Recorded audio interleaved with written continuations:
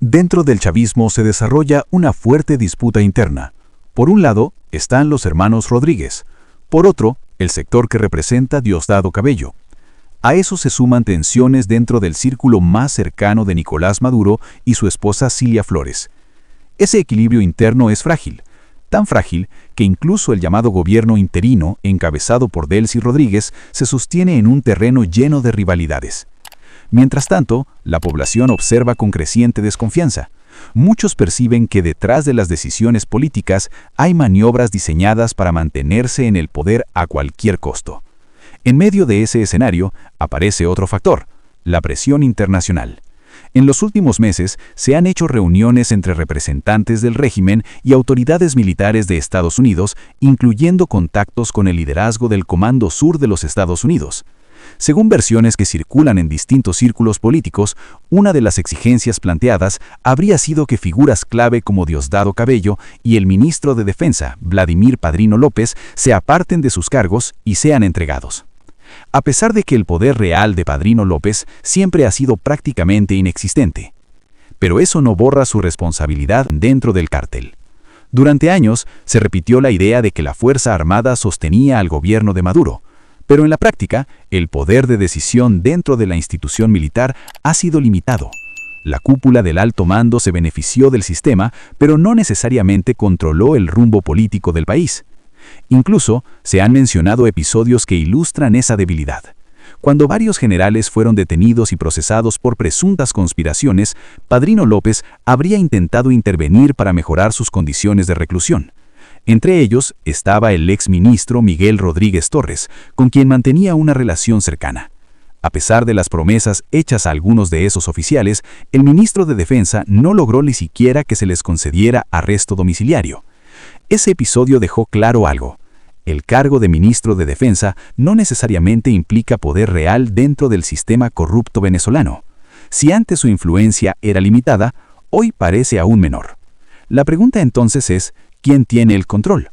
Dentro del chavismo, muchos coinciden en que el verdadero poder se concentra en tres figuras: Delcy Rodríguez, Jorge Rodríguez y Diosdado Cabello. Cada uno domina un terreno distinto. Los Rodríguez manejan la estructura política y la narrativa institucional. Cabello mantiene influencia en los organismos de inteligencia y en la maquinaria del partido gobernante. Pero incluso ese triángulo enfrenta cambios importantes que reflejan fragilidad. Durante años, Cuba tuvo una presencia profunda en estructuras de seguridad venezolanas, incluyendo áreas sensibles como la custodia presidencial. Sin embargo, reportes recientes indican que muchos de esos operadores han abandonado el país. Algunos permanecerán bajo el argumento de prestar servicios médicos, aunque es bien sabido que entre esas misiones también se mezclaban funcionarios de inteligencia y algunos piensan que todavía podrían estar presentes. La pérdida de influencia cubana estaría vinculada a un mensaje contundente enviado desde Washington a comienzos de enero. El operativo que se enfrentó contra los anillos de seguridad del entorno de Maduro terminó con varios de esos agentes eliminados.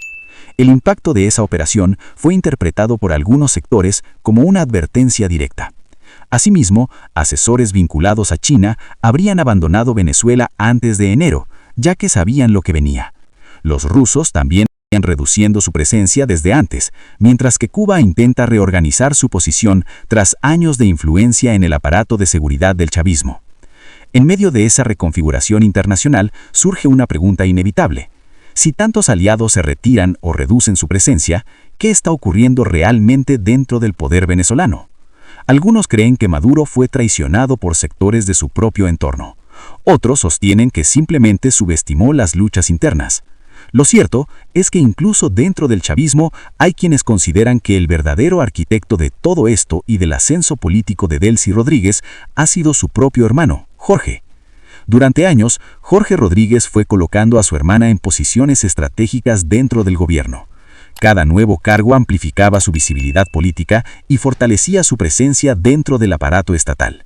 Mientras tanto, dentro del chavismo también existe una disputa silenciosa por el control de la maquinaria política. El Partido Socialista Unido de Venezuela, PSUV, sigue siendo la estructura partidista más poderosa del país, no por tener la mayoría del pueblo en sus filas, algo que no sucede, sino por ser un brazo del régimen. Y ese aparato ha estado históricamente bajo la influencia de Diosdado Cabello. En el pasado, el grupo de los Rodríguez intentó construir una organización paralela llamada Somos Venezuela. La idea era crear una base política propia que equilibrara el poder del PSUV. Pero ese proyecto nunca logró consolidarse y terminó diluyéndose con el tiempo. Por eso el escenario actual es tan complejo. Mientras Delcy intenta posicionarse políticamente, necesita tiempo para construir apoyo. Sus recorridos públicos, sus visitas a comunidades y sus apariciones en actos oficiales forman parte de ese intento de proyectarse como líder.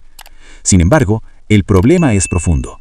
A diferencia de Maduro, que llegó a la presidencia respaldado por la figura de Hugo Chávez y sus artimañas, Delcy Rodríguez no cuenta con una base emocional dentro del chavismo ni con el apoyo mayoritario del país.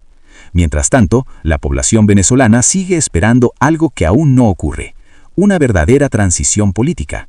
Una transición que implique un cambio real de poder y no solo un reacomodo dentro de la misma élite gobernante. Desde el punto de vista constitucional, muchos recuerdan que el país debería dirigirse hacia elecciones presidenciales, pero hasta ahora no existen señales claras de que ese proceso vaya a realizarse bajo condiciones plenamente libres y competitivas. Por el contrario, algunos sectores dentro del poder hablan de un periodo de estabilización, un concepto que en la práctica podría prolongar el actual equilibrio político durante mucho tiempo. Ese es el riesgo que muchos analistas advierten. Cada día que pasa permite a quienes controlan el poder reorganizarse, fortalecer sus posiciones y negociar con distintos sectores políticos y económicos. Por eso, mientras el gobierno gana tiempo, la presión interna y externa continúa aumentando. La verdadera pregunta no es solo quién controla hoy el poder en Venezuela, sino cuánto tiempo más podrá sostenerse un sistema atravesado por disputas internas, presiones internacionales y un país que cada vez exige cambios más profundos.